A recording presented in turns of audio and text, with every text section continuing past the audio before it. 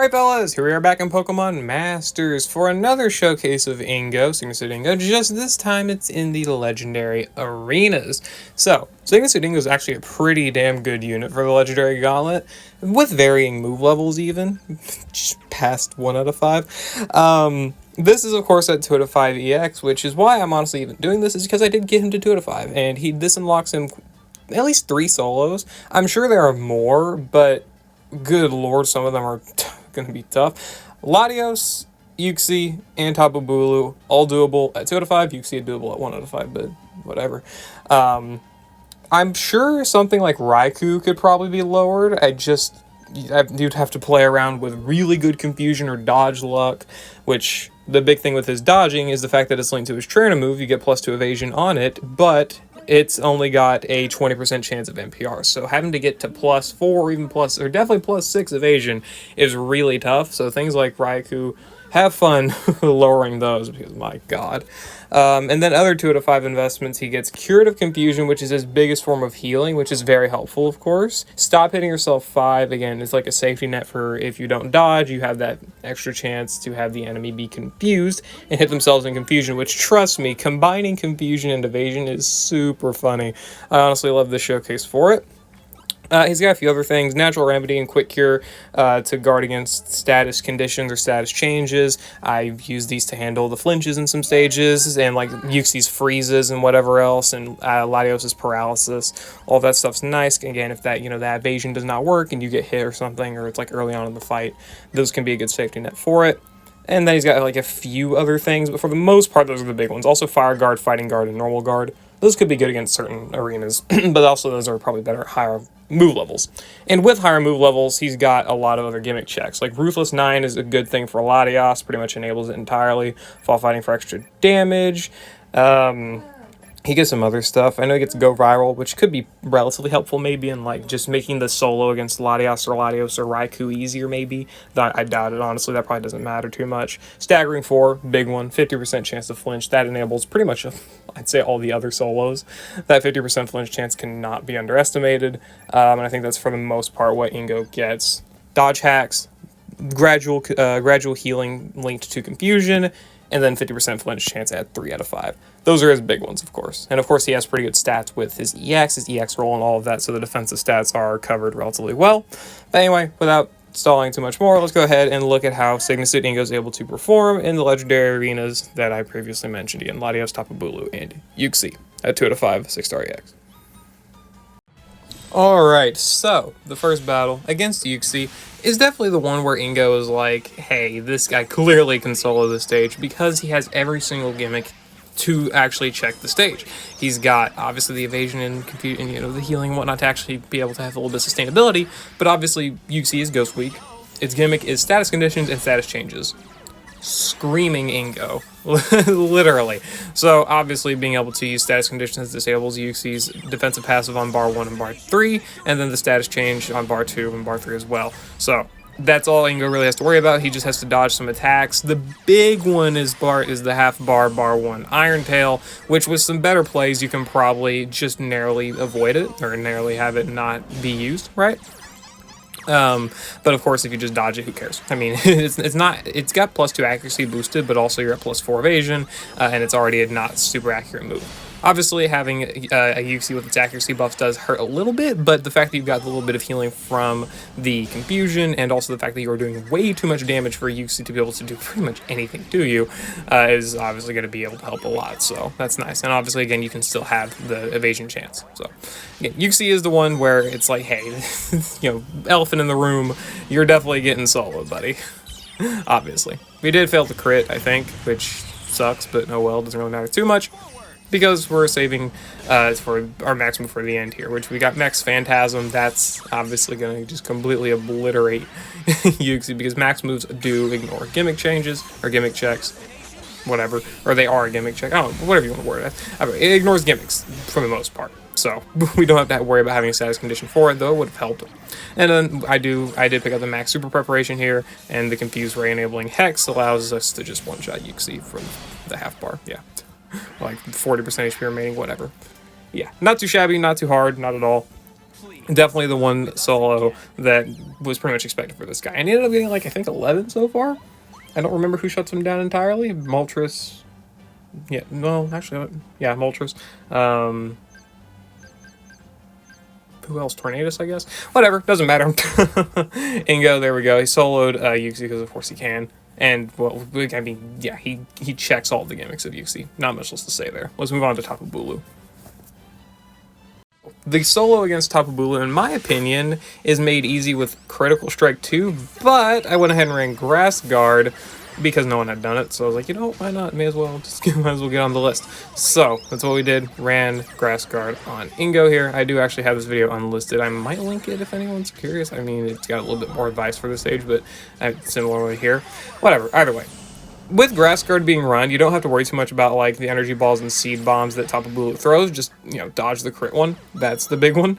But afterwards, like, you'll see it in this actual battle here where Ingo's Grass Guard does enable the tanking of that seed bomb extremely well. He only takes about 20% HP, which, again, if you're dodging and healing with Curative Confusion, then you heal that up in very little time, right? And again, you can see here where all the dodges are enabling Ingo to heal up off of damage he took earlier. It's definitely possible with only +4 evasion. It's not like the +6 was required. I was very close on like 3-4 runs with +2 evasion. Just, you know, that one final attack did not work. I got to literally at the point where 1 or 2 attacks would have KO'd Bulu, but again, you know, that's the big issue is, you know, that +4 is different from that +6. This is one, again, the biggest reason why Ingo has these low investment solos is because dodge plus confusion is stupid. It's funny. If you don't dodge the enemy attack, then there is the good probability with stop hitting yourself 5 that the confusion procs. And of course, even without it, there's still the chance. So it's funny. You pretty much have 2 safety nets for being able to have enemies miss you, and if you do have Ingo invested to 3 out of 5, of course there's more things like the flinching, but he also gets Ruthless, so you can actually debuff accuracy too, and make your chance of being hit even lower, because again, big thing with Tapu Bulu here is if it was easier for Ingo to skip bar 1's half bar, where Tapu Bulu would not get the +2 accuracy, this solo would be even more trivial. But you can still clearly, as shown here, play around it with some minor luck and investment, obviously, right? Obviously, getting the 20% NPR chance kind of sucks. It took me about 5 minutes of resetting to finally get, to just get 1 instance of it for Yuxi's run. It was pretty good here for Tapu Bulu, actually, but still. Again, you don't need the +6. The +4 suffices pretty much all the time, at least in my case. Again, I know that this is a +6 evasion run, but again, I don't really have the video proof of it, which actually technically I do, but and don't think it's really necessary to pull it out. But again, +4 evasion works pretty well. That's the final point.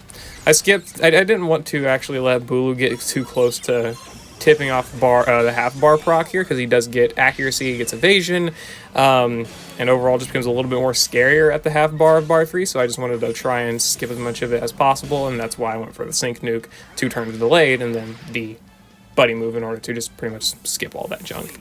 And also the max guard, I did take that from another run. I will link that in the description or comments if I do remember. The max guard, taking that wood hammer, you know, that's a good safety net there, so you don't have to worry about trying to dodge it, and it's better than trying to go for max phantasm damage, because Ingo already does enough damage. So yeah, just burn to disable a lot of Bulu's damage, confusion to be able to actually have him hit himself in confusion and do some extra healing for yourself, and activate multipliers, of course, and then the dodge is the big thing. Very, very fun. Battle is against Latios, which, unironically, despite this being claimed to be the easiest arena, was the toughest one for me to actually get this off on. It wasn't too bad, frankly, but having 3 opponents to face is one not fun thing for this guy, because you have multiple lanes of focus, but the good thing about him being a good damage dealer is that largely mitigates a lot of that. Burning Salamence, very fun. Dodged it, that was awesome, but good thing we dodged Earthquake. Ingo is ground weak, so those Earthquakes from Latios and Salamence can hurt bad, so burning them is key to that, and obviously you want to burn them anyway for the damage. Didn't bother ever burning Dragonite just because it was fine the way it is. Didn't have to really try and nuke it or anything like that. Confusing a lot, like all of them is just good for making them obviously hit themselves in confusion, and also, you know, being able to heal off of them if you do attack them, which is pretty key if you do want to turn deny them. Like there on Salamence, I just opted to just hit Dragonite instead, because I'll be able to turn deny it next turn and get the free attack off, right? Whole reason I did that. And of course, Latios does not hit too hard naturally, so I'm not really worried about it. I would much rather not take Earthquakes from Salamence than take literally anything that Latios has to throw, so yeah. Anyway, go ahead, go for the same nuke here on Dragonite. Don't think it KOs, but that's fine, it's not really that big of a deal. Go ahead, Will-O-Wisp Latios so we can get all of our extra multipliers and damage and all that stuff in on it. Latios starting with +3 special defense does suck a little bit, but it also just doesn't have a defensive stat anyway, so it's fine. Did KO Dragonite a little bit too fast there for it to be able to queue up a move, so no turn denial, but I mean, we did quad Q, I guess. Not quad Q, but perfect Q, I guess. That's fine. Either way, now it's just a matter of +4 evasion and confusion until Latios goes down. I feel like not the hardest part, but mostly just dealing with the sides early on and while trying to manage confusion, burn, and evasion is probably going to be the bigger things that are going to be kind of determinant in how the later end of the run goes. Also, how you handle the bar 2 and bar 3 earthquakes. I think, yeah, it's got bar 3 earthquake, but I think really honestly bar 3 is not that big of a deal just because it's so fast to clear. Halfway through bar 2 was my big thing that I was like, yeah, this isn't fun. So we got -5 special defense there. Wanted to try and nuke through bar 3 or the half bar for bar 2, but don't have enough damage for that. Did go for the max guard, but I think just KOing with the Shadow Ball, or the Hex rather, would have been just fine, and then saving the max guard for later, but oh well, it's whatever. We end up KOing the bar here, and we still have the max guard available. Could have used Max Phantasm on bar 3, but it's whatever, it's no big deal. Thankfully, we don't have to deal with those sure hit, sure crit earthquakes. That's the big thing, is that Latios having sure hit and sure crit is that you get hit with an earthquake, guaranteed, it's crit. It's not fun. Also, I wanted to say this grid that I ran with Ingo, nice dodge on the double edge there, was the same as Yuxi on accident. There's slightly better grids to run, like, you know, normal guard or whatever would have made that double edge a lot less close. And also, you can run like Natural Remedy, and I think actually have Natural Remedy equipped, but whatever. You don't have to run like super preparation because it doesn't matter. You know, run better stats. But whatever. Accidental grid things is fun. So yeah, there's a solo against Latios. That was fine. Again, it's definitely possible for Ingo to do Raikou as well.